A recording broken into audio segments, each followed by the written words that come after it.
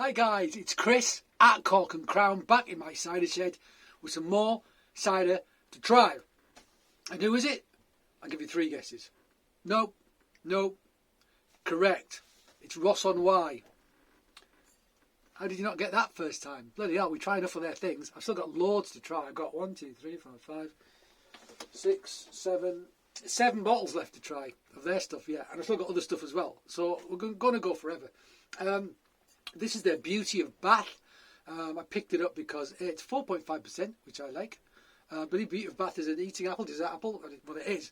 Because I've got a Beauty of Bath in my garden. As in the tree. Not a Beauty from Bath. I mean the actual tree. It's only a little one. But I've had apples on it. And I ate them. And they tasted alright. They weren't very big. But hey. So I was very, very curious to try this. I think I've had this one before from them. But I can't remember. I have no recollection. What does it say on the bottle? So it's wild ferment, single variety, we know all that. This batch is D78. It's always worth mentioning the batches. An early season eating apple that can make a surprisingly good cider. Ripening in August is naturally low. It is naturally low ABV and then sweetened. Tastes just as the apple did when plucked from the branches. First identified in 1864, became popular after the 1888 Apple and Pear Conference. It is red, flushed with pale pink flesh and very tasty indeed. Ripening in August, it is naturally low ABV and when sweetened, tasted just as the apple did. Did they back sweeten this then? What does that mean, Albert? What does that mean? I don't know what he means. Who cares? You can watch this and tell me what it means. I don't quite understand that sentence. Let's open this bottle and try this sucker.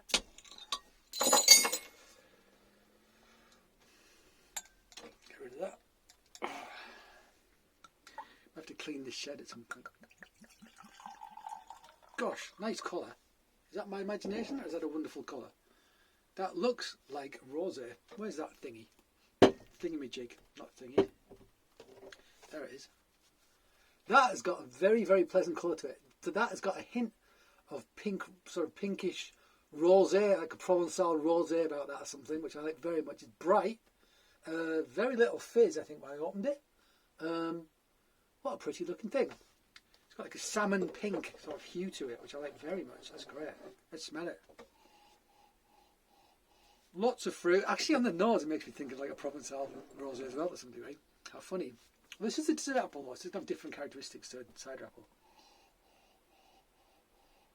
Fresh, sweet, rich, perfumey. It's not really intense, but yeah, it smells nice. Hints of, I don't know, is that Turkish delight or something? Delicate but nice, sweet, enticing nose on that. Let's try it.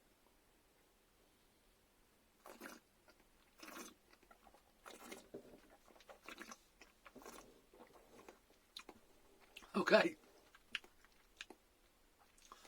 So, on the palate, this is the closest thing I've tried from Ross and Y, I think, to like an Eastern County style, so acid-driven culinary cooking apple dessert style. But it's made from a dessert apple, so that makes total sense. So yeah, more acid character, 0 tannin. This is what we'd expect from a culinary dessert apple. When was it pressed? This 2019. So it's about 18 months old now. We're now in May 2021. So it's sat for a while, but nice though. There's a richness on the nose. It's not just sweet though. There's like some sort of like nutty kind of character as well.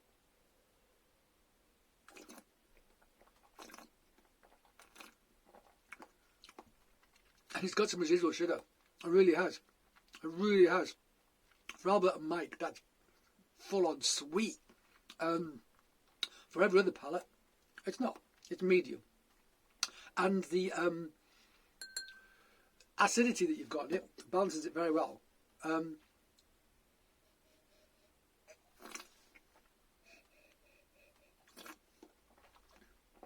mere hint of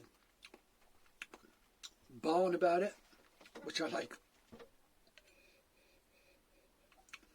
But yeah, tart, fruit, Maybe slightly sort of like very dry orange character to it. Like a non-sweetened orange juice sort of character. Sort of in the background there as well. Good stuff. Very low. I think, was it still? Almost still. I think it's still.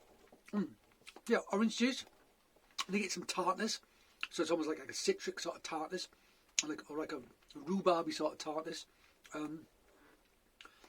Very quaffable on a hot day, that. That is super quaffable on a hot day. That is the most sort of like closest thing to mass market that I think that Albert and Mike do. And that's not me being derogatory about it. It's nothing like mass market. Closest to. But it's a very different thing. They're a million miles from mass market. That is totally quaffable. I think in the summer, I could still shed loads of that. Absolutely shed loads. In fact, I'd like to drink that cold in the summer. I think it's great. It's got the right level of sweet and sour. It's got character. It's got rich. It's actually quite rich palate. It's like quite. There's a viscosity on the tongue. It's thick. It's not thin. Not thin on the tongue. And it's actually only 4.5%. So you could drink it all day, pretty much. Well, not all day. You end up in hospital and drink it all day. You could, you could drink it longer before you got hospitalised than most things. There you go. Tagline. Right. Let's have a bit more.